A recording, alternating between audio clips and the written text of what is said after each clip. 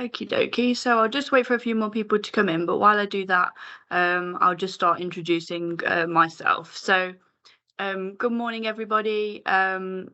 As I said, I'm just going to wait for a few more people to come through, but welcome to another spring showcase. Today we're partnering with Thames Water and Met Office to find out more about using subseasonal forecasting to improve operational decision making. So thank you so much for joining us today.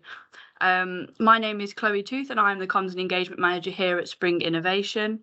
For those of you who might not already know, we are the Innovation Centre of Excellence for the water sector, supported by all of the water companies across the UK and Ireland, as well as the supply chain and academia, with the goal of enabling collaboration, removing duplication and accelerating innovation in the water sector. We are the custodians of the Water Innovation Strategy 2050. So for any of you that hasn't seen that document, we're going to be popping links in the chat to that in a second. It lives on our website. It has 7 themes with challenges that sit under those themes that we want to be solving within the sector. So we also put out calls for innovation against those themes through our Spring Accelerator. So next week we'll be launching our Spring Accelerator 3 around the theme of enhancing and protecting natural systems. The ambition surgery is the first step in the new Spring Accelerator model, and this session will focus on innovation challenges and opportunities in raw water sources and the surrounding land. I'll make sure there's a link in to sign up for that in the chat as well. But for today's service offering is about knowledge sharing. So we have 2 aspects to that. The first being our knowledge library on the Spring platform, where there's a bank of over 45 case studies for you to go over and learn from and utilise on the innovation projects from across the sector, with over 200 more case studies in the pipeline. So this is being constantly updated. So please do go over and register and check that out. There will be a link in the chat for that also. The showcase recordings for a number of those projects and any supporting links or documentation also sit alongside those case studies. So this is a 2-hour knowledge showcase event where Thames Water and Met Office will do a deep dive into the subseasonal forecasting project, share results and lessons learned from overcoming the challenges along the way. And we're happy to see there are over 228 people registered for today's event. So with representatives joining from, I think, South Africa, Netherlands and Australia too. So welcome to the call if you are there, and thank you so much for joining us. So today you'll learn a little bit more about how Thames Water have worked alongside the Met Office and other partners to make informed, proactive operational decisions the norm. This is showcase number 15 and the first one of 2024. And with over 2,000 people registered for these events, we're super happy and really proud with how these are helping to disseminate knowledge from these innovation projects and accelerate learning across the sector. These showcases are all about being able to learn a little bit more about the project and take away those learnings and the knowledge learned and being able to being able to embed those in your organisation. So this being said, we'll be launching a poll at the end of this showcase to see how interesting you found the information and also whether you're hoping to go away and use that afterwards. So please do submit your answers when that comes through at the end of this session. So on to today's session. I'm just going to run quickly through the agenda and introduce our speakers before I hand over to Matthew to kick off the showcase. So we have got obviously the introduction to the speakers, which I'm just doing in a minute, the importance of knowledge sharing, subseasonal forecasting, setting the scene, further information, a demonstration of the technology, into the lessons learned, a quick break, and then through to the Q&A section. So if you do have any questions throughout the session, please do be popping those in the chat and we'll come to those all at the end. And then just to introduce our speakers for today, so we've got Matthew Angel, Innovation Engagement Delivery Lead at Thames Water. We've got Ian Savage, Strategic Control Manager, London at Thames Water. We've got Joe Osborne, Industry Consultancy Manager at the Met Office. Isabel Rushby, a scientist at the Met Office. Michael Angus, scientist at the Met Office. And Fiona Rust, Senior Scientist at the Met Office. So I'm just going to pass over to Matthew now to go on to the next section. But thank you ever so much for joining us today, and I really hope you enjoy the showcase. Thanks, Chloe. I'll just wait for the slides to catch up with us.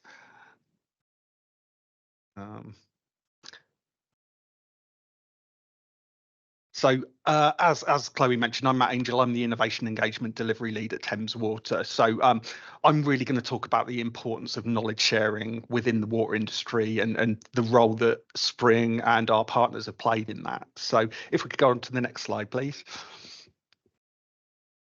So really, from our perspective, why knowledge sharing is so important. As a water industry, we have so much commonality between the individual companies. We're not like other industries in relation to that. So we perform the same operations, we all have the same challenges, and we also face the same future problems that all of our customers will face. So we're really lucky in that we can work together as an industry sharing best practice, and there's much fewer barriers between that than there are in other industries. And we work very closely with our colleagues from other water companies and from industry partners. So if we could just go back, thank you.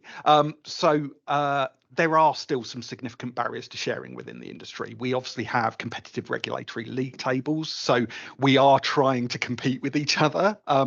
But what I would say is, from an innovation perspective, that often doesn't get in the way. Often as innovators, we're not looking at that to try and get one up on the other companies. We are trying to work together to solve the nation's problems. Intellectual property rights can get in the way. Everyone wants to make their millions from their innovations, but thankfully we've got some partners who are very committed to just wanting to get their products out there in the business. And there are also strict non-disclosure agreements that sometimes we want to go past in order to share the knowledge, because obviously knowledge is very important in making sure that we get these innovations in across the business. But as innovators, our goal should be to reach as wide an audience as possible. We need to benefit all members of society, but also move that industry forward. So next slide, please, Ian. So the benefits are huge in terms of knowledge sharing. So obviously, if we share with other parts of the industry, we can get nationwide benefits and faster adoption of that innovation. But also it helps us out because we can have division of workload and eliminate that duplication of effort. It's no good two water companies working in silos on the same project. We should be working together to accelerate that. But the benefits we get internally and operationally are that we can standardize those operational improvements and make sure that we get our performance up to where it needs to be. But one of the key things you'll see today is that we can actually highlight the best practice, but also learn from each other's mistakes.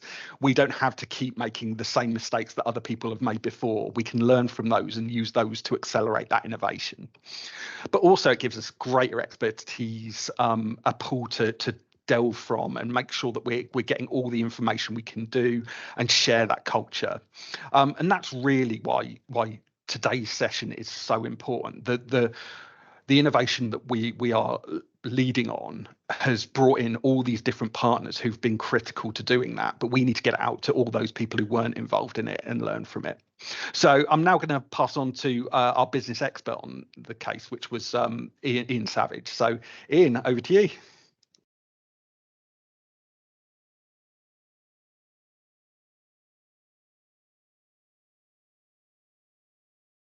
Thank you, Matthew. So I'm going to sort of set the scene around how the process has arrived at where we are, and talk about how we're going to move forward with the project with the Met Office. So the initial research was carried out in an EU-funded project led by University of East Anglia, with industry partners such as National Grid and Shell, alongside several forecasting agencies, including the Met Office. And the lead company for the Offshore Innovation Fund project, Thames, were awarded over £650,000 for this project that we're currently working on, to sort of use the initial findings of the Seckley Firm project and how we can go forward and share this with other industry partners so that they can benefit from the project as well. In the project, we're partnered by 8 other water companies, which is, quite a large proportion of the UK. One of the key drivers behind the project and the need for subseasonal forecasting I'm sure a lot of people will remember 2018, the beast from the east, and the massive impact that it had on the water industry with regards to water supply.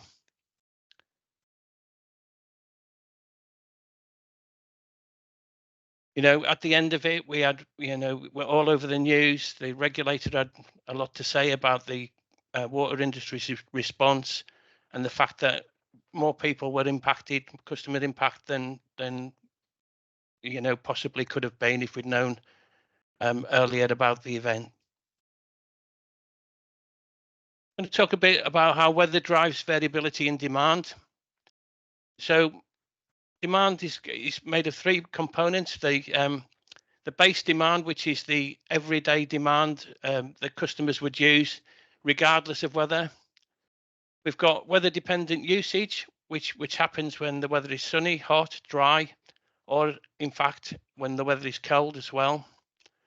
And we've got weather dependent leakage. So we've got winter bursts, which happen when the pipes freeze and burst. We've got summer bursts when you get ground movement, and you've got seasonal leakage, which is a phenomenon which is related to water temperature. So as the water temperature drops, pipes contract, joints open, and we get leakage from joints, which are not to do with bursts, but it's a seasonal phenomenon which happens when the water gets cold and goes away when the water gets warm.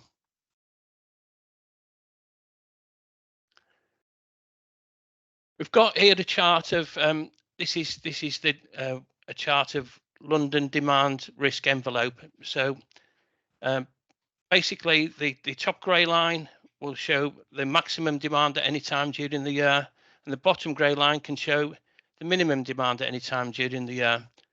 And you can see that this starts in April, goes on through the summer, and we can see that demand, the risk of high demand increases during the summer. And we can see the span of demand, you know, at any time during the year, you know, can be as low as, in this case, as low as 1800 megalitres per day and as high as 2200 megalitres per day. The black line through the middle is what we call the normal or average demand. The red line is high, the blue line is low, and the two grey lines are the extremes. So we can see that the risk of increased demand goes up during the summer, as we could expect, and then during the autumn we get a much more benign period where the gap between the maximum and the minimum is quite low, and then we come into the winter period, and as you can see, the risk of higher demand in the winter, or the span of demand, is even greater than it is in the summer. The top of the blue arrow, that you can see the grey line showing the maximum, that was in fact the demand during the beast from the east. So you can see quite extreme. But as you can see, the extremes of demand and the demand levels that the customer we need to supply, you know, we've got quite a span of what's required. So knowing in advance of any weather-related impact gives us chance to adjust production and storage levels so that we're more resilient to meet those demands. We've got an example of a success of the current product.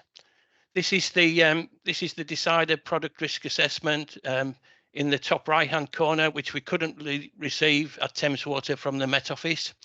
So we can see here that at the start of the period, we've got green, dark green, which is low risk of higher demand, going into amber, and then into red, which is showing us as an increased risk of demand.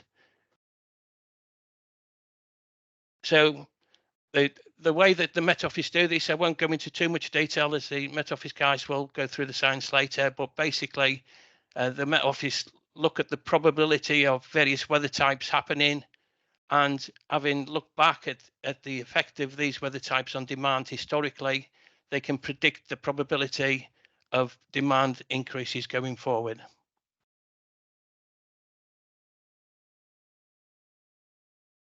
We've got another example of the service here, and this was a cold snap in February 2021. And the first indication of any increase in demand due to weather came on the 21st of January, 14 days prior to the event. And it says here via the Seckley Firm Demand Risk Assessment, which is what it was called then. The signal was strong enough to be for the message to be escalated from the Met Office, but it was something of a conflict with other subseasonal forecasts. But what it allowed us to do was to increase focus on the short-term weather forecast, which is key.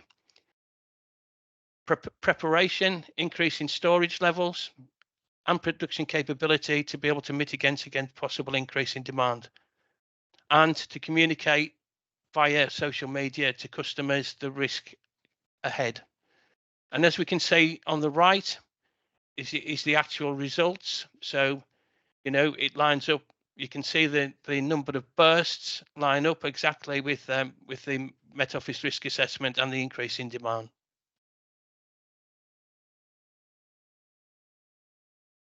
The big question is, what do we do when we get the risk assessment? Obviously, we as discussed already, we look at the short-term weather forecast. You know, so we use this as an early warning system to heighten awareness and increase focus on the short-term weather forecast. But where we're seeing strong indications, especially on winter freeze-thaw events, we can put out communications via the social media, as we've already said. You know, especially to warn people who've got empty buildings, who've got exposed pipework. You know that there is possibility of pipes bursting and increased leakage. So hopefully, by alerting people, we can make them aware. They can check these places and react and get the water turned off where we have had burst pipes. We've got another risk assessment here, which was later on in 2021. This was actually the risk assessment for the 17th of May. And again, what you can see is this is slightly different. So this is a warm weather event rather than a cold weather event. And as you can see, it's a much longer period of increased risk. And basically, and again, we had sort of 7 to 10 days or even 2 weeks notice that this event was going to happen, and again give us time to prepare. So the proposal for this Ofwat innovation project was to work with the Met Office and our 8 water company partners, which are listed here on the right, to be able to get the demand data, historical demand data from the water companies, and the Met Office then would look at the weather patterns for the other water companies. Obviously, the impact will be similar but not the same. It'll be dependent on the other water companies' pipe types. Obviously, there'll be different behaviours due to hot weather because of coastal holiday resorts. So it will be different for every company, but we can tailor the product to meet the needs of each of the water companies. As an added value interest, it was thought that if we could use this technology to predict possible rises in customer demand, could we also use the same technology to look at the wastewater side of the business, to look at the impact that the weather has on wastewater? We looked at several possibilities of links between weather and the wastewater, whether we could look at flooding, whether we could look at pollutions, whether we could look at call-outs, whether we could look at blockages. But the key thing we found was that there was a strong link between, or a possible strong link between, the number of alarms received in the waste side of the business and the weather. And as a sort of added value, we're looking into that now. We've got 3 water partners supplying alarm data to the Met Office, so that we can see if we can get a product to look at the waste side of the business as well. So with that, I'm going to hand over to Joe of the Met Office, and he's going to talk a lot more about the science around the product. Thank you. Yeah. Thank you, Ian. Some really useful background into the motivations of the industry and the value of this particular Ofwat Innovation Fund. As Ian mentioned, the Met Office have been leading on the science, so we now have a 30-ish minutes presentation to give you a bit of history into the basis of the approach we use, the application of that approach to both water demand and wastewater operations, and a bit of an idea around how well it works. So I'll hand over to my colleague Michael to start by setting the scene. Michael. Thanks, Joe. Yep, so I'm just going to start by giving a bit of background from our perspective and on the science. So really for this project, it's a combination of two different things. So we're looking at our sort of impact modelling and how we can provide value to customers through that, and then also the subseasonal forecasting. So just talking first about the impact modelling. This is an example, as Ian's been talking about, around demand, but in this case for a short-term forecast. So we provide forecast for water demand based on our 10-day forecast to multiple customers. So this is an example on the right from the summer heat wave in June 2018, where we can see we had a period of high maximum temperatures up to around 30 degrees, simultaneously with a period where it was dry in this area. There was very little rainfall, and then we model that, and we'll go through a bit about how those weather variables play into our demand model. But we use that model to model demand. We can see here that there was a high demand during that period, but that is for so that's based on the forecasts, the short-term forecast up to 10 days.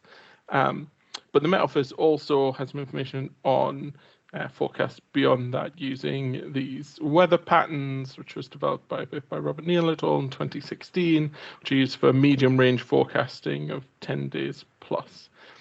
So this is based on a series of a clustering algorithm, which looked at the mean sea level pressure in the North Sea and Northern Europe, and basically divides that into 30 patterns from the most common to the least common. So sorted here, top left, that's the most common. That's just the prevailing westerlies, which make up the majority of our weather. And then going along into the bottom right-hand corner, these are extreme storm conditions where we have a very low pressure over the UK, like we've seen recently, which are quite rare when you take the year as a whole.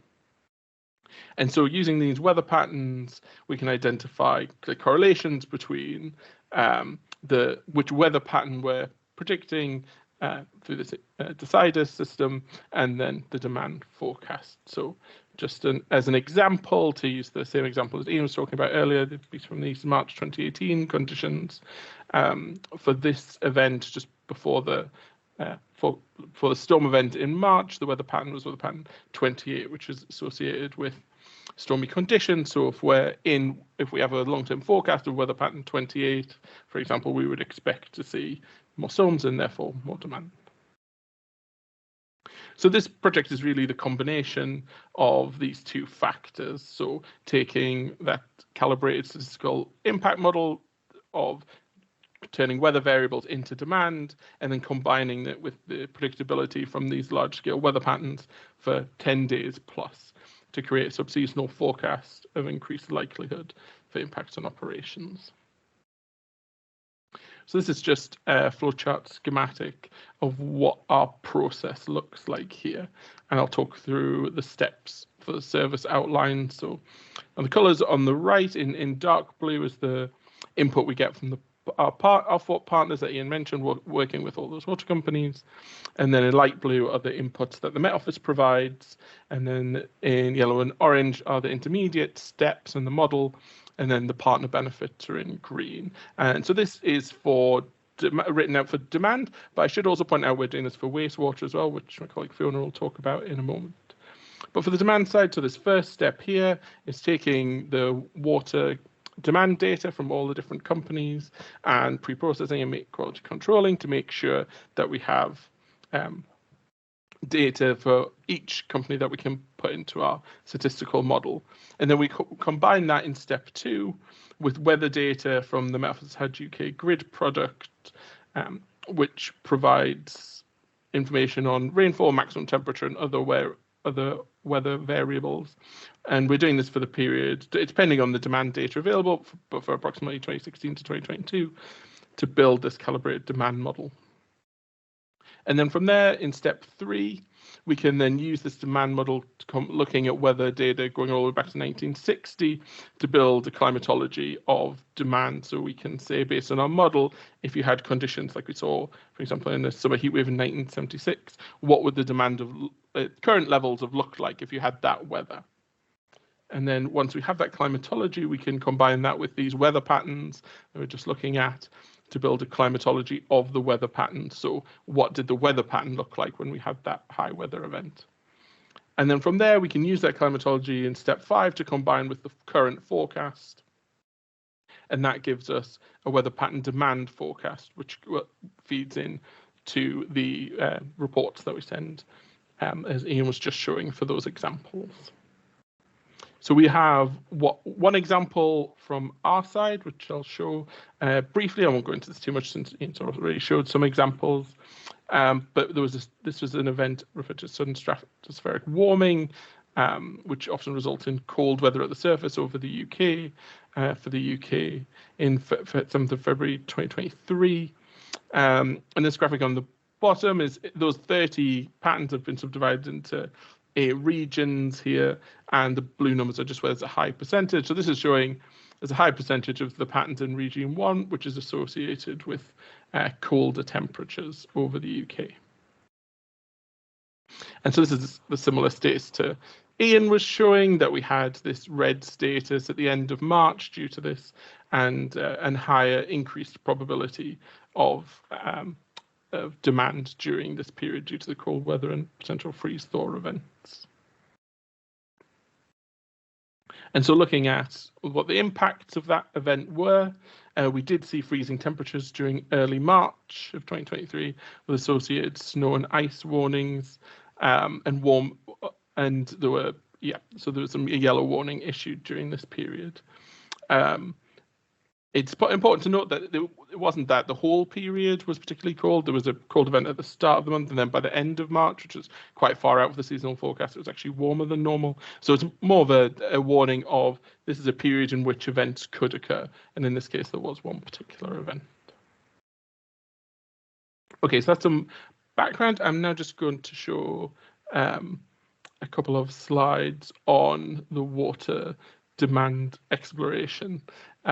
So this is how we combined the weather variables to produce the statistical model for the demand.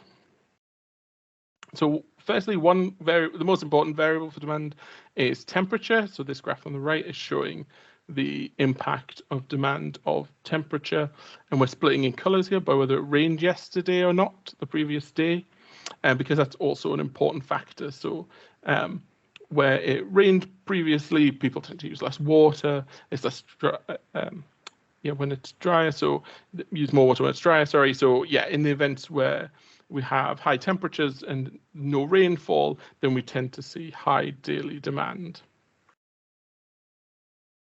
And then we also look at some other variables as well. So we look at a longer running time series of temperature, which we refer to as temperature index on this left graph here, split in colors between summer and winter.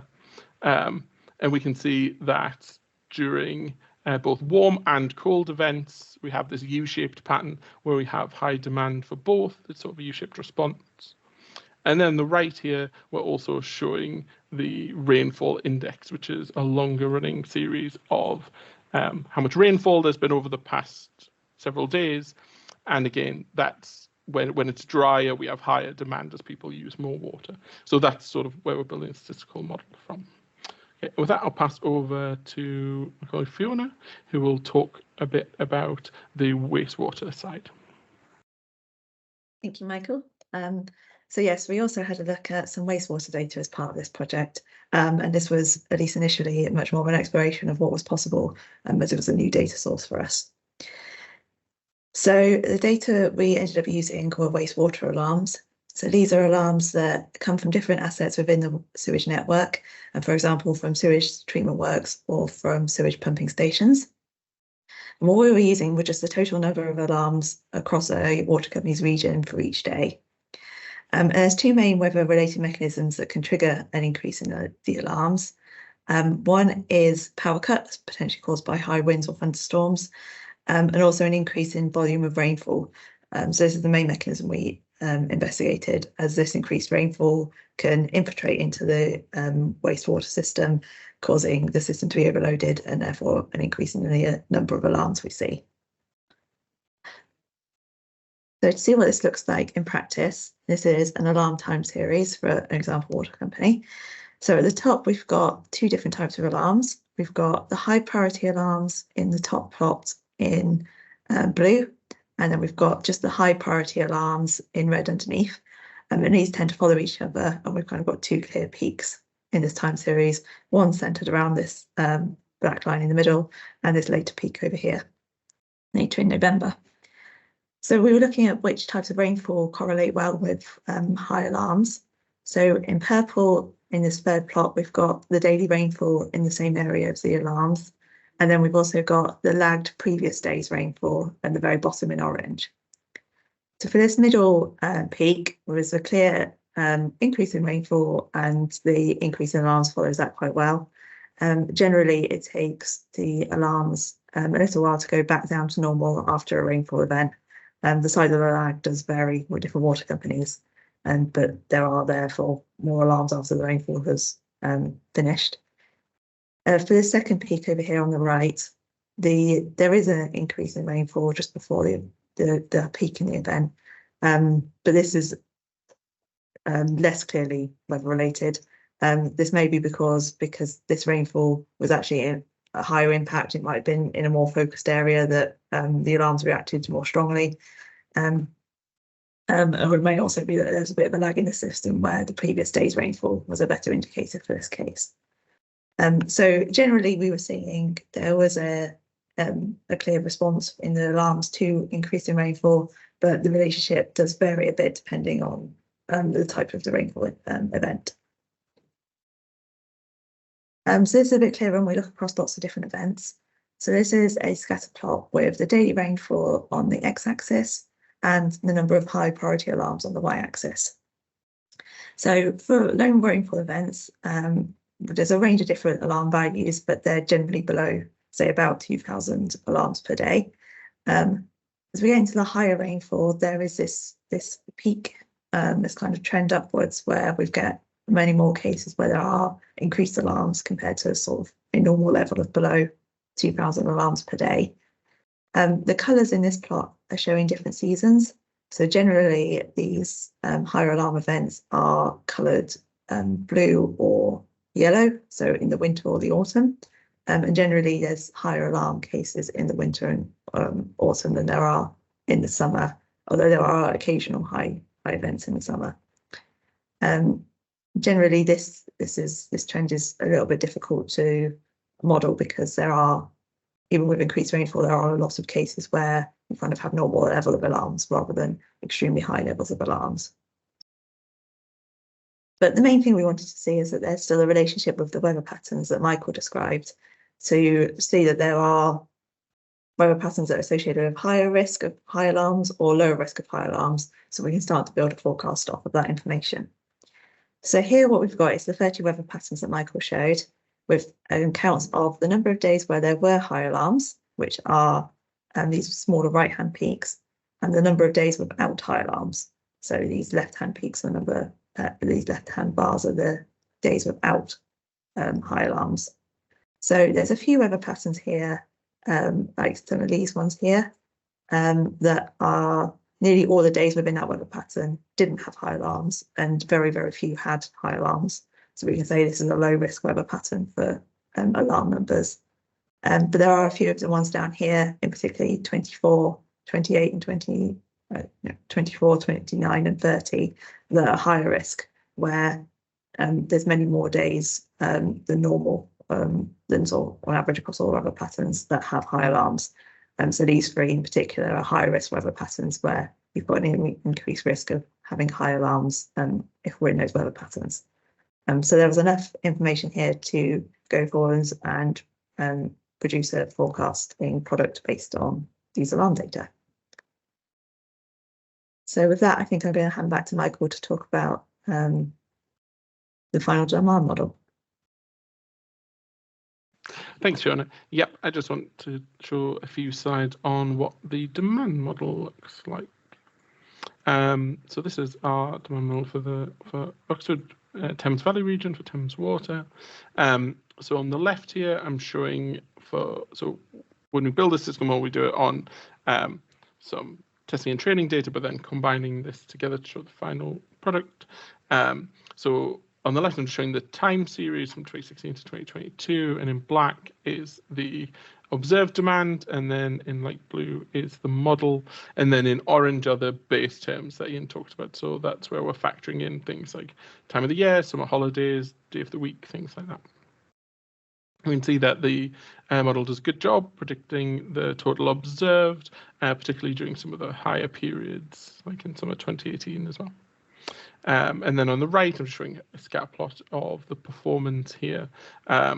So yeah, we can see the relationship between model daily usage and the observed daily usage, and the R-squared value is around 0.75. And then some other statistics from the model, the root mean square is about 3% of the mean demand, and there's a slight negative bias, but it's less than 0.2% of the mean demand in total. So I'm happy that this model is doing a good job in well representing the demand based on these base and weather terms. But it's important to know why the model is behaving as it is, making sure it's not just a black box, and that we can see why the model is responding the way it does to weather terms. So these are the four main terms in the model. So top left here, I'm showing maximum temperature, and on each of these axes, the y-axis is the demand, and then the x-axis is whatever the variable is. So for the top left, for maximum temperature, we split this by whether it rained yesterday or not, as that's an important factor. And we can see that for around the 28-27 degrees, it's there's a higher response when it's dry over that, because there are it's not as predictable, because there are very few events in this space of over 27 over 30 degrees. So they swap places, but the uncertainty bars around that are quite wide. And then the top right here, looking at maximum temperature over 3 days, just a longer running temperature profile. We can see towards the top of that profile, the blue colors there are where it hasn't rained over a while, so it's drier. And again, that has a higher effect on the model. And then the bottom two figures I'm showing here, longer running terms in the model. So temperature index on the left, we again see that U shape. So it's responding with high demand values when it's cold, but also when it's warm. And then on the bottom right, a rainfall index, which again, when there's low rain, when it's been dry over a few days, we see the model factor increases demand, and we have higher values of demand. And with that, we'll pass over to Isabel to talk about how the service looks live. Great, thank you, Michael. So I'm going to talk through what the service would have looked like for a case study period which had a significant impact on the water sector. So this case study period was December 2022, where the especially cold weather that was experienced at that time resulted in higher than normal leakage and freeze-thaw type issues, which showed up as high demand in many areas of the UK. So our forecast product is based upon impact thresholds, which are calculated using key percentiles of water demand or wastewater alarms for that time of year. For example, on this plot, which we call our reference plot, it's got the date along the x-axis, and it's got demand in megalitres per day on the y-axis. And then the red line, for example, represents the 90th percentile threshold on each day. The orange line represents the 70th percentile, and so on. So the key kind of aim of this product is to answer two questions. So one of those is, how likely is demand on any given day to be greater than each of the impact thresholds? And also, is it more or less likely than usual that demand will be greater than each of these thresholds? So normally, if we didn't know anything about the weather forecast, we'd say that there's a 10% chance that demand will be greater than the 90th percentile threshold. However, because we have this additional information from the weather pattern forecast, we're able to predict whether the probability of exceeding the 90th percentile threshold is higher or lower than 10%. So moving on to our forecast plot. So again, we have dates along the x-axis, and then on the left-hand y-axis, we have how many times more likely than usual is it that demand will be greater than the threshold. And you can see with the key at the top that each threshold is shown in a different colour. So normally, if there is a 10% chance of exceeding that threshold, but the forecast tells us it's a 20% chance, then that would be 2 times the normal likelihood. Then on the right-hand y-axis, we have the probability that demand will be greater than each threshold, with the colours matching up to each of the thresholds. So then this green box, which has been added on just for this demonstration, highlights the dates when the cold weather impacts that we were just talking about actually hit the area. So that was around the 11th to the 13th of December 2022. So I'll now step through each of the forecasts that would have been issued starting on 17th of November 2022. So you can see that at first, the chance of kind of reaching these key percentiles is around the normal likelihood. And then we move to the next forecast. And then by the time we get to the forecast issued on the 24th of November, the chance of exceeding the threshold is starting to increase. By the time we reach the 28th of November, it's now twice as likely as normal that demand will be greater than the 90th percentile on those days. And also we're able to refer back to the reference plot that I mentioned at the start and see what does the 90th percentile look like at this time of year in terms of megalitres per day. Then we keep moving through the forecasts. By the time we get to the 5th of December, so 1 week ahead of the event, it's now actually predicting 3 times more likely than usual that demand will be greater than the 90th percentile threshold, and also saying that it's twice as likely as usual that demand will be above the 70th percentile threshold. And again, we can refer to the reference plot to see what the impact thresholds actually are in megalitres per day at this time of year. So hopefully that gave a bit of a flavour of what the live service would have looked like for a particularly impactful period. Now I'll just kind of summarise our upcoming plans around this service.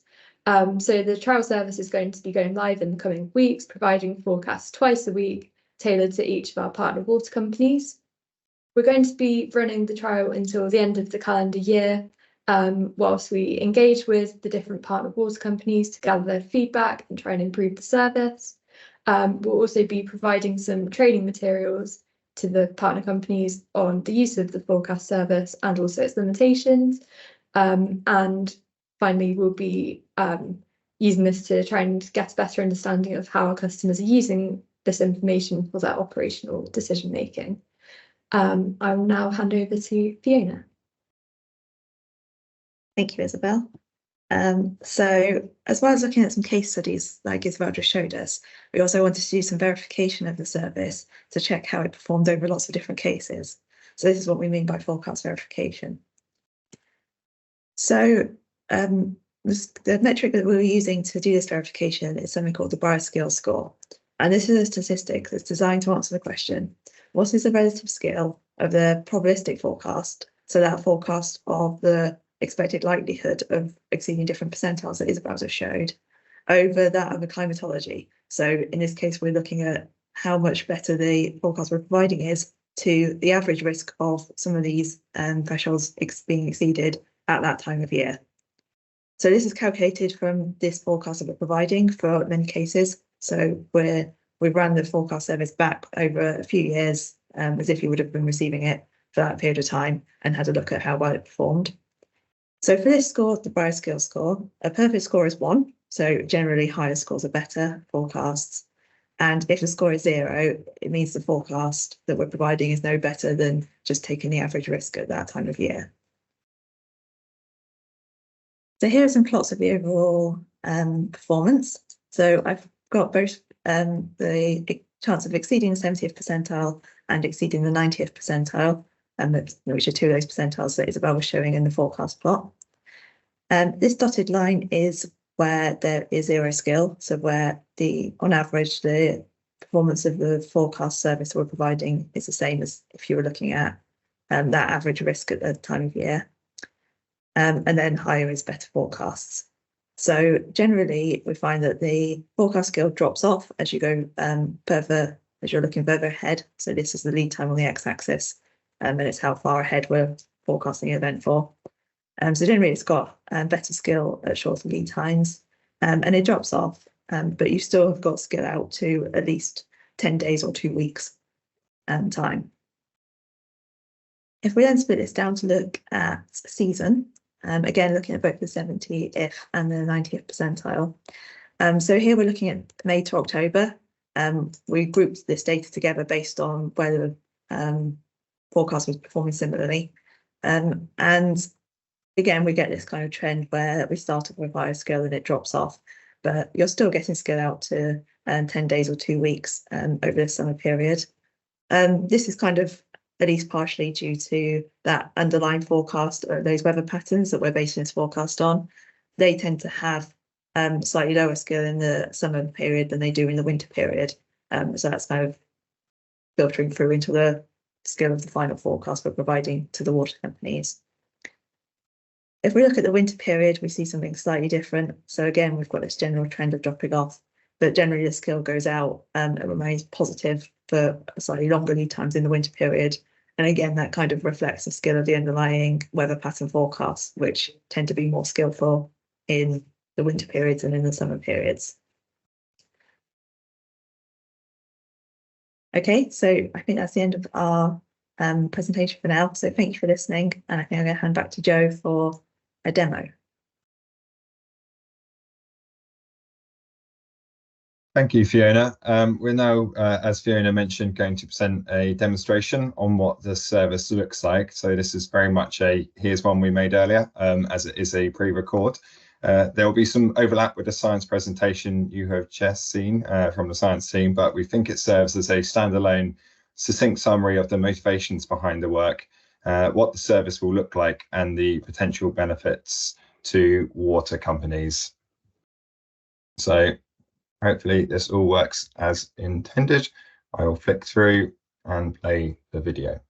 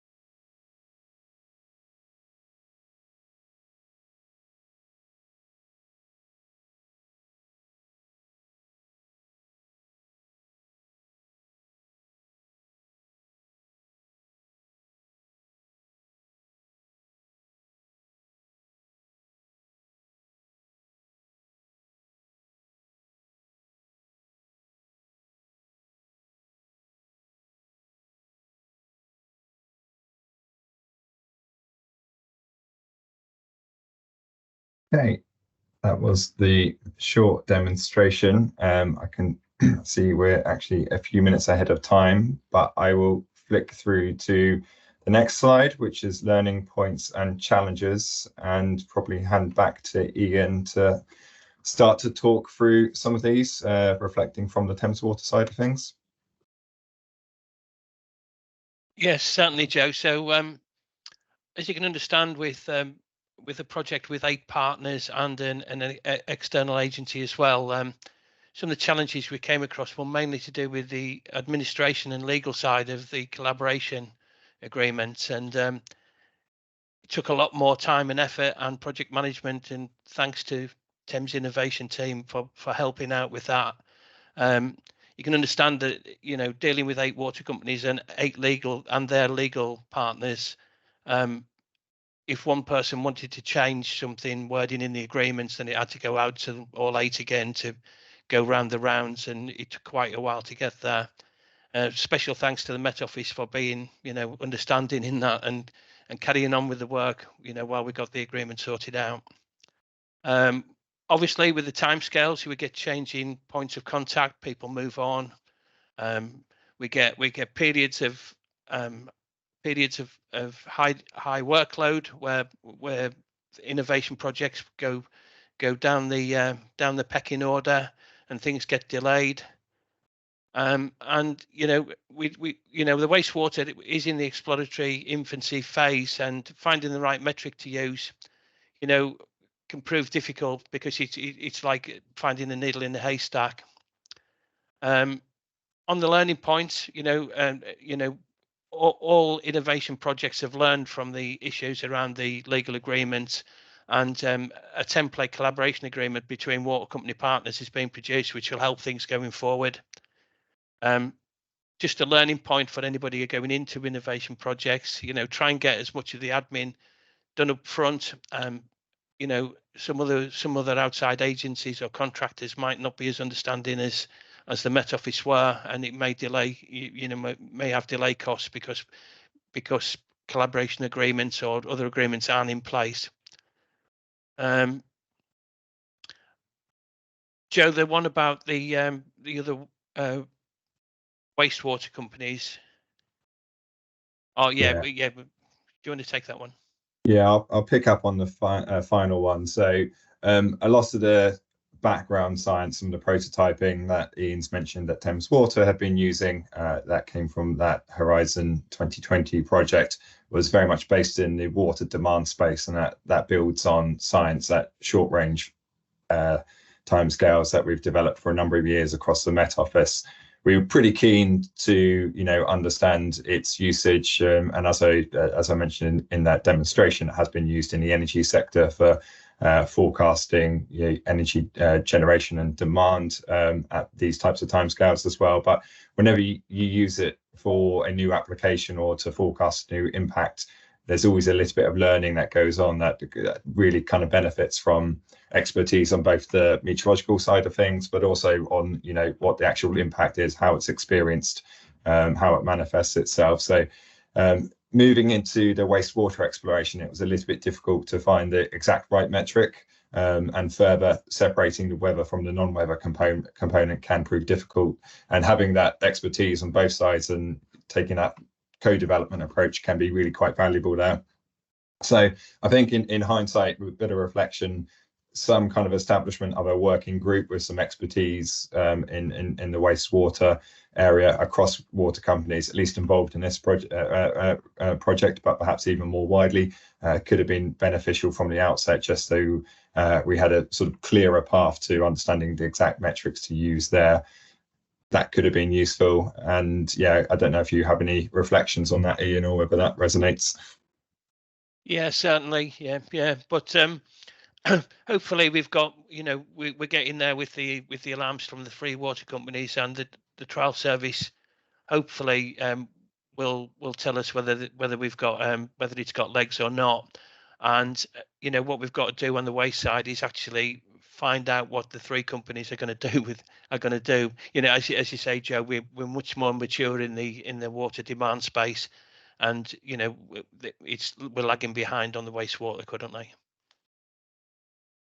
Yeah, and I can share just some general reflections that just came from some conversations internally at the Met Office over the last few days. The number of companies, while I think has given us real opportunities to really demonstrate the potential wider value of this approach.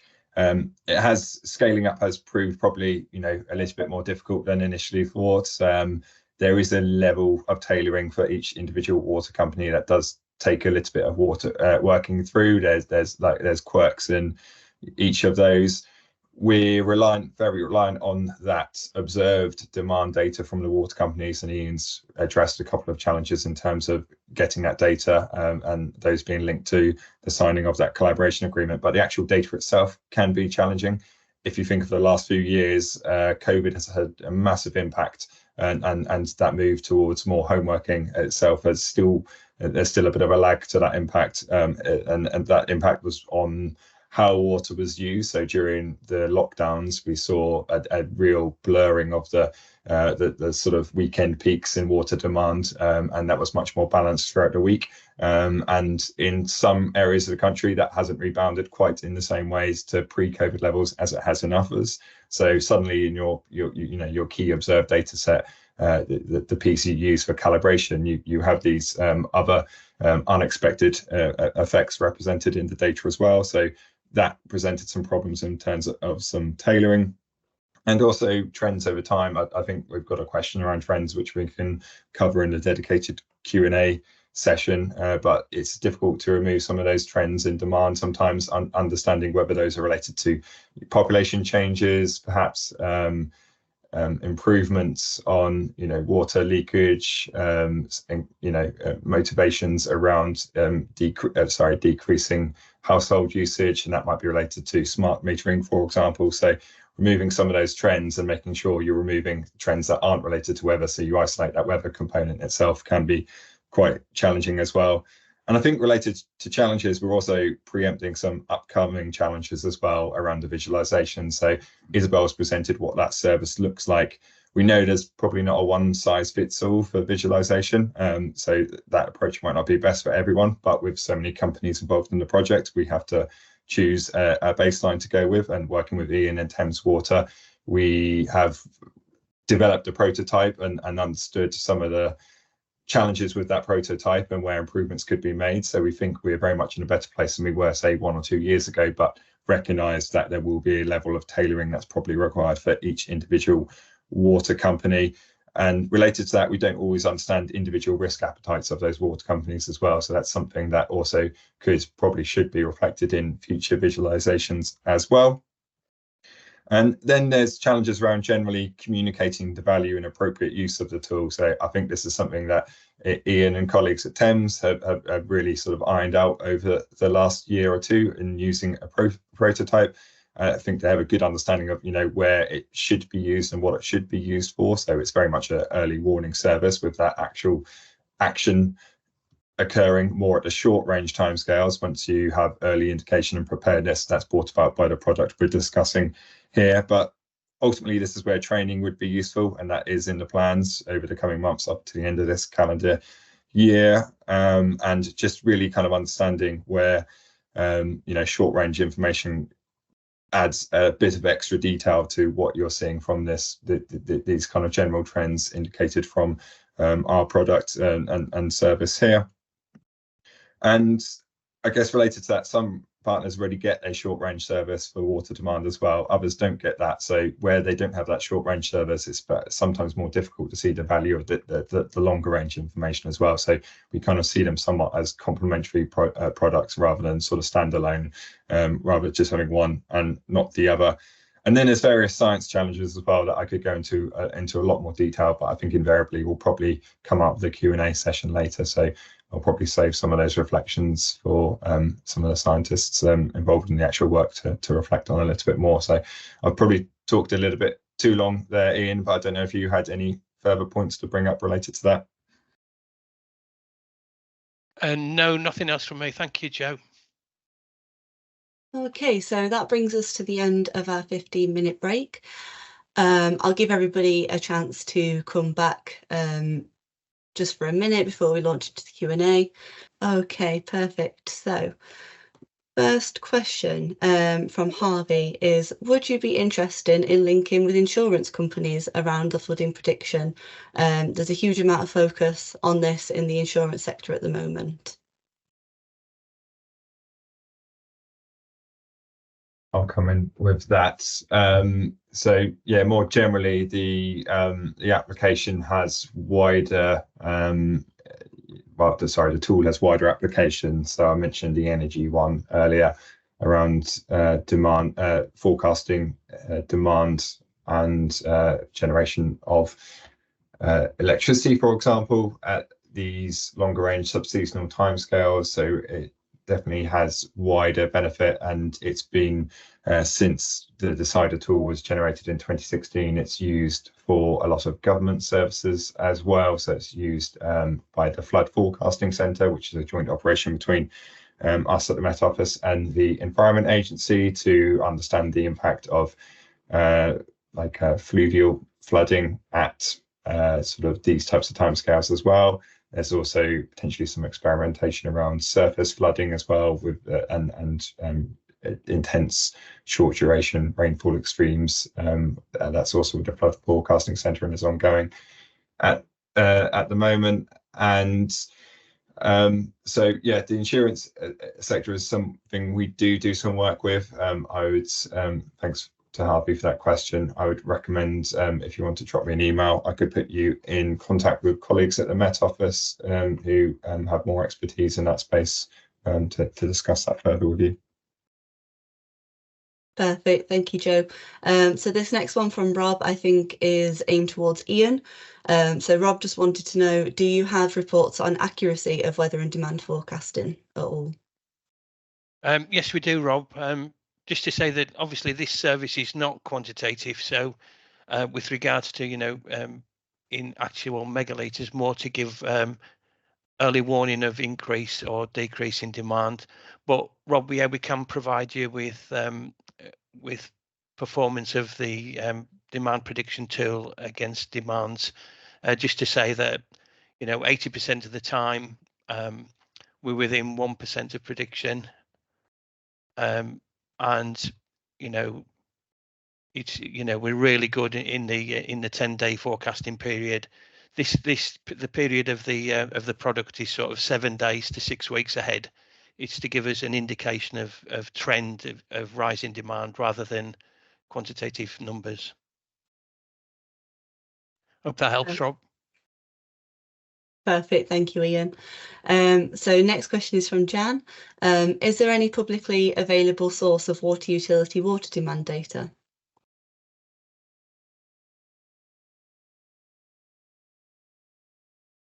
I don't know if Ian could reflect on that. I'm coming in. Good question, Jan. I'm sure that annually demand is reported via the Ofwat website, but whether there's live data available, I'm not sure. But annual reports for the past year should be available via the Ofwat website. Thank you, Ian. And then Richard just wanted to know, in reference to, I think it was slide 37, he just wanted to ask, how is the overall trend on demand accounted for in the model?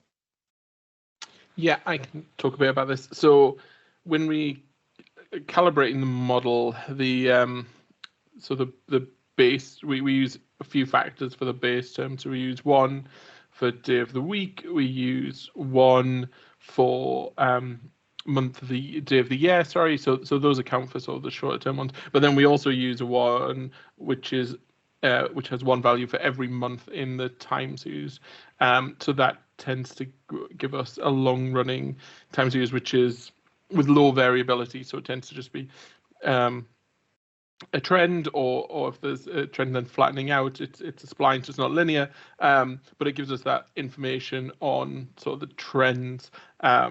And so once we have that, when we're looking at the climatologies, we then take out the those base terms, so that when we just include a flat base, which we then have the weather terms on. So short answer, we account for the the trend when we calibrate the model, and then when we're doing the predictions, it's not based on it. There's no trend in there.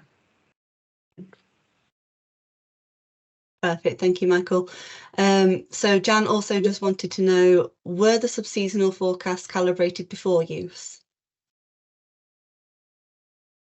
So the underlying decider forecasts or weather pattern forecasts that we're using are not calibrated. That is something that Robert Neal, who works at the Met Office on these weather pattern forecasts, is considering for future work, but at the moment they're not calibrated. However, when we looked at the verification of the forecast service, we didn't see any obvious biases or problems associated with them not being calibrated. Thank you, Fiona. So Stephen just wanted to ask, there's a couple of questions in here, so I'll start just with the first bit of his question. He just asked if we can be more specific on the Met Office forecasting product that is used by Decider and whether this is in the public domain as an API and data hub or elsewhere.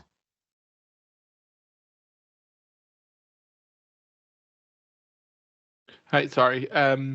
So looking at the so the Decider product is a commercially available product from the Met Office. So not fully available, but is available through the Met Office. Perfect. And then his second part of the question is asking for more specifics on the formulation of the temperature index and precipitation index. Yep. So the temperature index we used is we take 0.95 so for a total of 1, so 95% of the day before rainfall, and then 0.05 or 5% of the current day's rainfall. Sorry, that's the rainfall index, temperature index is the same for maximum temperature. So because we're taking the day before each time and then adding a little bit of the current day, it represents a sort of longer running trend. That's how we put those together. Perfect, thank you. And then the final part of his question, just wanted some more specifics on, he says, for demand, whether you are factoring in weekday, bank holidays, school holidays, and socio-economic or household type in the model, or if you're focused solely on weather variables. And finally, if there are any published research reports available from Innovate UK funding. So on the first part of that around the demand, so we have that day of the year term, which takes into account longer term, like summer holidays. So if there's a particular summer holiday, we can separate that from the weather, because there are some regions where obviously lots of people leave and demand drops in the summer, or regions where people come in and demand increases. But that's a fairly low variability supply. So because we don't want to overfit the model, so we're not accounting for short holidays like bank holidays or things like that. Other than the weekends and the day of the year term, when you are not accounting for those sort of short holidays. Yeah, can I come in on that? Thanks, Michael. Yeah, I think that covers it. So yeah, the normal day of the week are covered. We actually cover off bank holidays and holidays by manually interventing each water company. There's another question that covers this as well. So yeah, we input something manually called special days, which takes into account public holidays, school holidays, religious festivals, so that we can account for non-weather variables. So that's done bespoke by each company, or will be. Perfect, thank you, Ian. And do you have an answer to if there's any published reports currently available from the Innovate UK funding?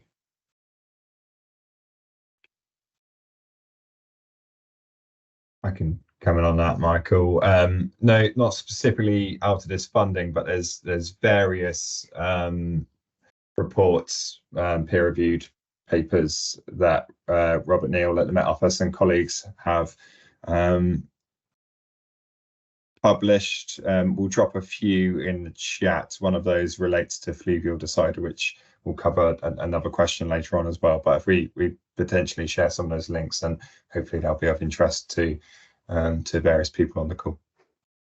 Yeah, I'll jump in there, Leah, as well. In terms of the Ofwat Innovation Fund communications, obviously we're still going through that process. There will be a lot more knowledge coming out of this, and we will be sharing findings as part of our agreement as the Ofwat Innovation Fund. So. Perfect, thank you, Matthew. So the next question is from Richard, who wants to know, are the same regime distributions used across all companies? Are there any regional forecast meteorological data sets being utilised, or is it solely based upon the historical meteorological data sets which have been used to derive the water company's own relationships with the UK scale regime types? Yeah, I can answer that, thanks. So it's always the same set of 30 weather patterns that we're using, but for each individual company, we are basing the distributions on their weather, on the climatology we build for weather in that region, and we're using weather data from the HAD UK grid, which is 1 kilometre observation grid based on station observations. So it's perfectly possible that you could get, you know, if you're looking at, say, in north of England, south of England, you could get you know, different signals in the demands of one that's warm and that's cool, and different weather patterns associated with it. So when we build those regime climatologies, build those distributions, it's based on how each of the weather patterns is related to demand in that one particular area. So yeah, so they are different in that way. Thanks. Perfect, thank you, Michael. Okay, so the next question from Frances, she just wanted to say thank you for a great presentation, first of all, and then wanted to know what forecast lead times have been looked at. Are there any papers on the scale of GLOW C5 on the decider clusters on S2S timescales? Has predictability been looked at, i.e. what is driving skill? Is there access to S2S GLOW C5 data? Thanks, Francis, and hello. We look out about 5 days, well, it's 5 days to around 4 weeks in the service that's been developed. We don't go any further than that, as indicated in Fiona's prior skill score plots. Skill, at least by that metric, largely disappears around 20 days. So you essentially relax back to climatology at that point. But there is some seasonal dependence on exactly where that skill tails off. Rob Neal, who obviously pioneered the decider approach, does have a recent presentation looking at decider skill for different driving models, and also any benefits from a multi-model blend. So I don't know, Isabel, I think you pointed me towards that, or someone else, but perhaps we could drop that in the chat for Francis to be able to refer to. In terms of what is driving skill at this type of timescale, probably things like small perturbations like the Madden-Julian oscillation, the MJO in the Pacific, could have some impact on through those teleconnections on the Atlantic. I'm not sure in Rob's literature and other colleagues from the Met Office whether we've specifically broken those contributions drivers to that skill down, but we know there are times such as when the Atlantic basin is active in the late summer, early autumn, when there's tropical storms and hurricanes, when skill reduces considerably, as you'd expect, generally forecasting over the North Atlantic, and European domain becomes a little less skillful around that time of year, just because the energy and the perturbation to the atmosphere that's caused by those tropical storms. And then I think the final bit of your question around the glossy data, so the underpinning decider forecasts are available as a commercial product, as Michael mentioned earlier. I think what's available there is just driven by ECMWF rather than any merged ensemble forecasting systems, and the ECMWF version only version is what we've been using here, in the development of the service. So all those plots related to that single ensemble forecasting system, and certainly none of the merged products. But I could always get back to you if you're interested, just to double check that what is available commercially is just driven by ECMWF. I think that's the case. Perfect. Thank you, Joe. So next question is from Ethan. So in regards to the graph showing the comparison of the skill of this forecast versus climatology, the relative difference looks significant, but what were the effect sizes?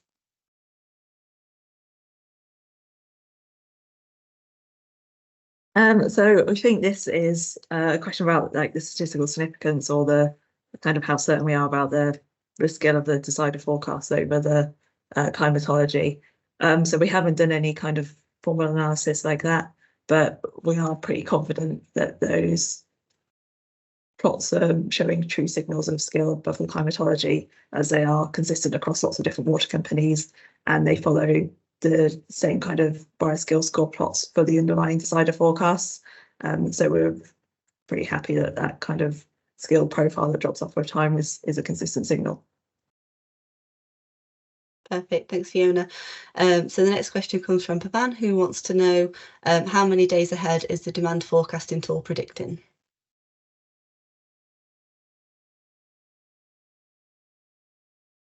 Probably covered that to an extent already, but we start at 5 days. There's a reason we don't go shorter than 5 days, just because we're sort of 1 to 5 days, the actual direct outputs from short range weather forecasts are more skillful, and beyond 5 days, that's where the weather pattern methodology comes into its own right, and we have a bit more confidence in those overarching circulation types rather than some of the specifics and the local detail. So that's where we see there's added skill in using the weather pattern approach. So from 5 days, our service runs out to 28 days at the moment, and that's because it's at that point we start seeing a reduction in skill, and essentially we wouldn't recommend any, we'd caution anything beyond sort of 2 to 3 weeks and how that's being used. Certainly out towards 4 weeks, there isn't the skill in the forecast for it to be meaningful, so we stop at 4 weeks or 28 days. Thank you. And then Mayam just wants to know, how do you prioritise the alarms for wastewater observations? I can come in on that one, Leah.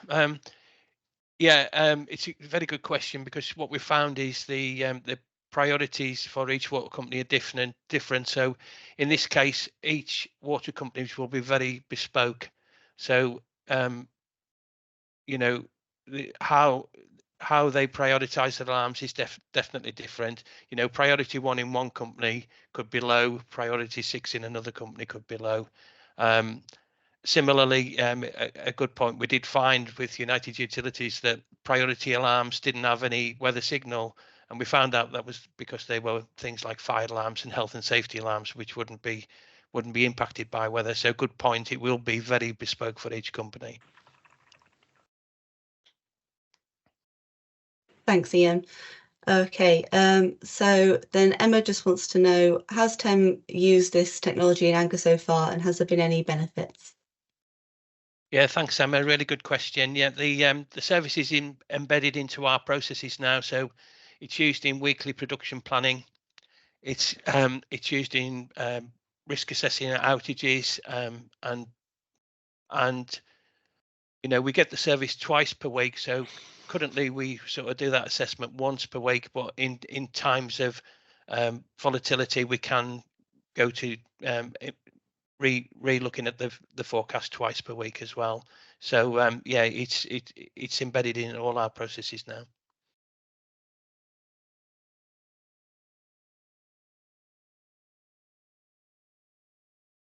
Thanks, Ian. So the next question is from Theodore, who just wants to know, how granular could we get with this tool? Could we use it to forecast demand in WRZs, systems, FMZs and DMAs? I can take that one, thanks. So yeah, I mean, theoretically you can get more granular, right, in that it's calibrated by just using a series of observations and then your output, and then mapping that onto the forecasted weather patterns. But the problem is the weather patterns are designed for these sort of large scale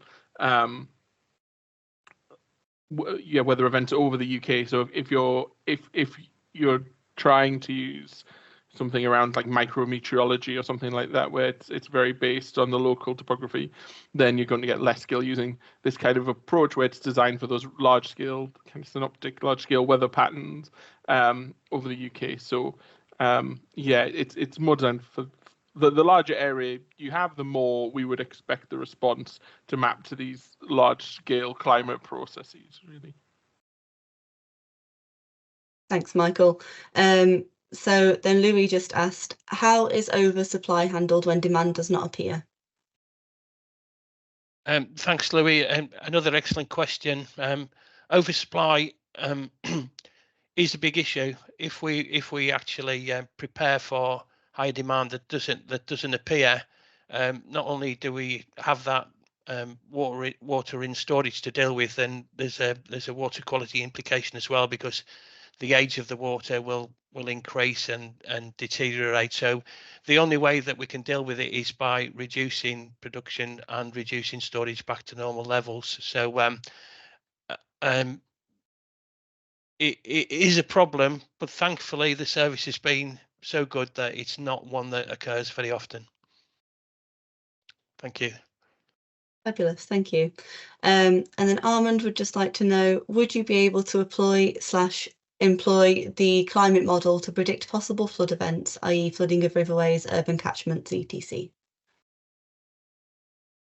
I'll come in on that one.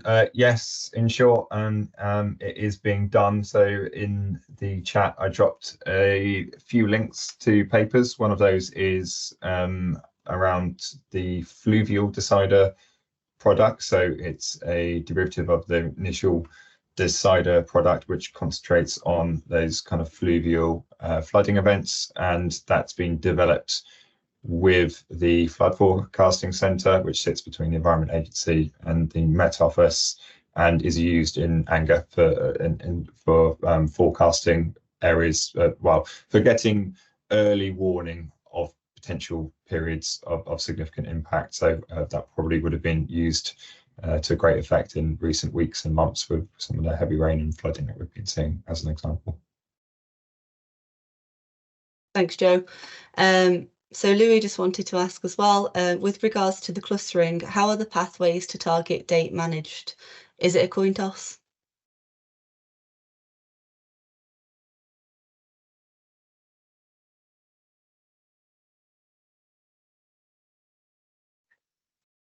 Hi, sorry, I'll take this one. We were just trying to work out how to unmute. So the clustering of the weather conditions into the 30 patterns, that's kind of applied to the weather forecast on a day-to-day basis. So not kind of considering it in terms of a pathway as such. We'd more kind of urge the interpretation of the forecast kind of considering over a period of days. Is the forecast suggesting that there's an elevated risk or not? And then kind of down to each individual water company's risk appetite, I suppose, like thinking how they'd interpret, like at what point is it high enough risk for them to want to take an action? What's the kind of trade-off and the cost benefit, all those types of things. Ian can probably talk a bit more about how that works on practice. But. Perfect. And following on from that, Louis also just asked, are other prime drivers incorporated, such as SMDI? So much the deficit is a factor in the short-term modelling of demand. So yeah, it is taken into account. Thanks, Ian. And then Michael just wanted to know, in your BRIA score charts for exceeding 70th percentile, the short-term forecast had the highest scores of about 0.08. I think you said that a score of 1 would be perfect. Is this score 0.08 out of a max of 1? And is that good? Sorry if I misunderstood.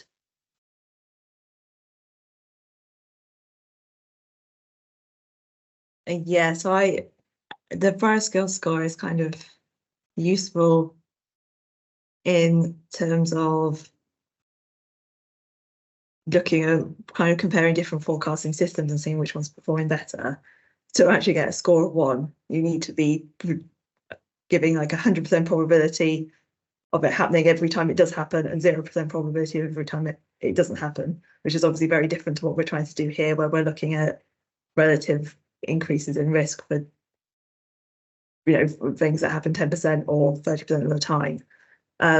So the actual numbers maybe aren't so important as just looking at whether it's better than sort of a baseline. And you do have to be a bit careful about comparing virus scale scores for different events, different types of forecasts that occur with different frequencies as well. So I think the main thing is just that it does have skill above a climatology baseline, but not worry too much about the numbers. Thanks, Fiona.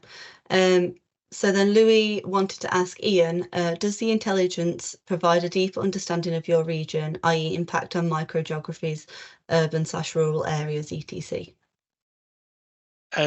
Yes, so obviously so far, Louis, the service has only been based on London, which is the part of Thames Water within the M25.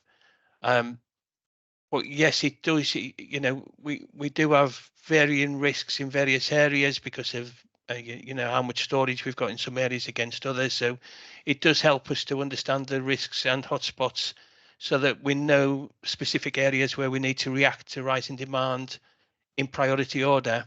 The going forward, the service is going to be extended to Thames Valley and home counties, where the rural aspect will come into play more, and it'll help us cover the whole area from there. Louis just also wanted to ask you, Ian, is this service integrated throughout the whole business? So, for example, is it embedded in other departments such as leakage, networks, and customer, so on? Certainly with leakage, Louis, it is. We have a weekly call with our leakage colleagues where we discuss the current risk assessment.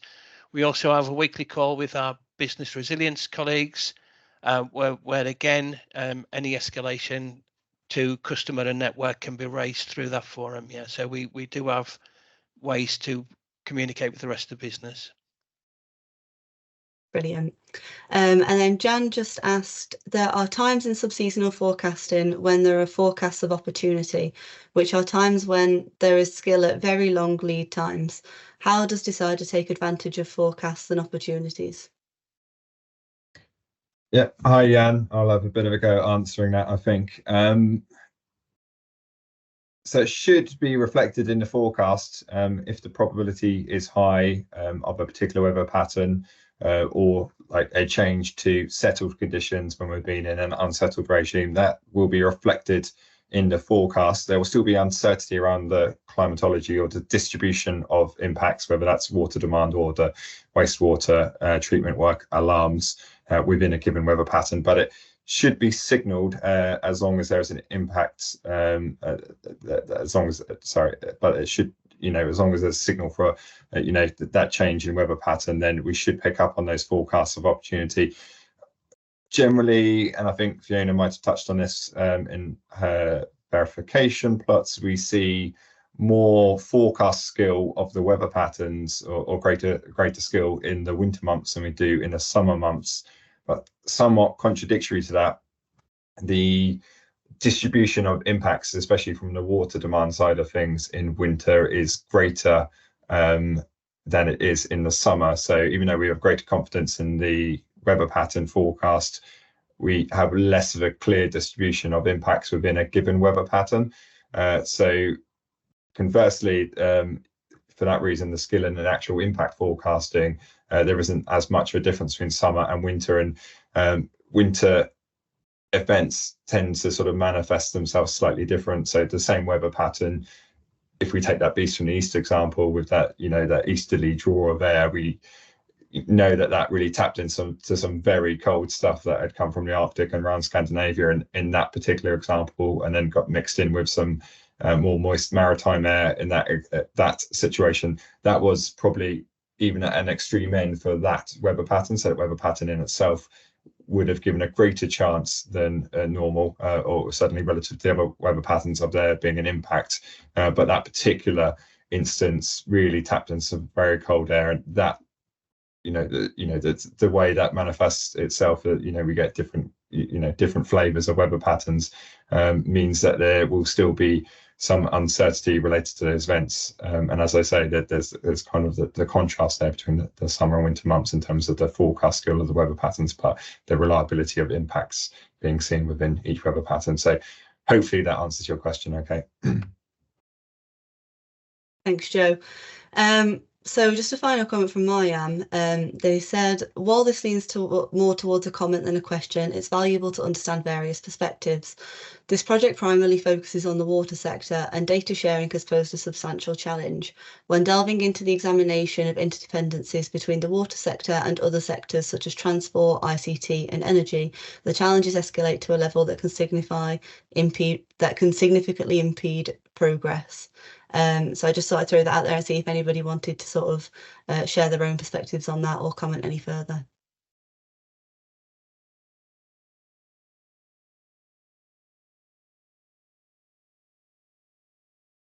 Oh, okay.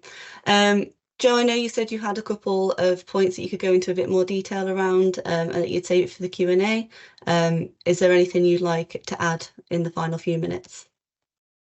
From my perspective, they've mostly come up offering some insight into differences between summer and winter. Again, Fiona had talked about that fairly extensively in her slides, but I think, yeah, some of those kind of less obvious points, I think, probably have been addressed, and some of the final details in the science through answering some of those questions. I'll probably defer to Fiona as well, Michael, for any thoughts or anything else that they feel we haven't covered that could be useful to add. I think some head shaking. So yeah, good offer for me. Sounds good. I think from the office side, yeah, mostly covered. Perfect. Okay. Well, thank you all. And then Jan just also wanted to say that she's hoping for the same data used in this report. So is there a way that we can sort of share that data? Is it something we'll be maybe able to upload along with the case study after the event? I'm not sure on that one, Leah. We'll need to take that away. It's currently the agreements between the partners to share their data only for the use in this project. So that might be difficult, but I've messaged Jan to say that I'll take that offline. Perfect. No problem. Thank you, Ian. Okay, so I think that brings us to the end of everybody's questions and the end of the Q&A session in that case. So I just wanted to say thank you so much to our presenters today. Fantastic job with the presentation, and thank you for all the time and effort that you've put into today's presentation. Thank you to everybody in the audience as well who's taken time out of their day to join us today. We hope you found it as valuable as we have. I believe my colleague Chloe has popped a poll into the chat just regarding today's session. If you don't mind taking a moment to just give us some feedback, we do find it extremely valuable. I think you'll just find it further up in the chat above some of the questions. For anybody who would like to rewatch this or share this in their organisation, we will be posting a recording of today's showcase on our platform, along with the written case study as well, and the slides from today's presentation. This should be available within the next week after today's event. I think we managed to answer them all, but if anybody else has any questions, feel free to pop them in the chat in the last sort of 5 minutes, and any questions we haven't answered during today's showcase, I will also upload alongside the case study and the showcase recording. So, yeah, thank you again, everyone, for coming, and I hope you have a lovely rest of your day.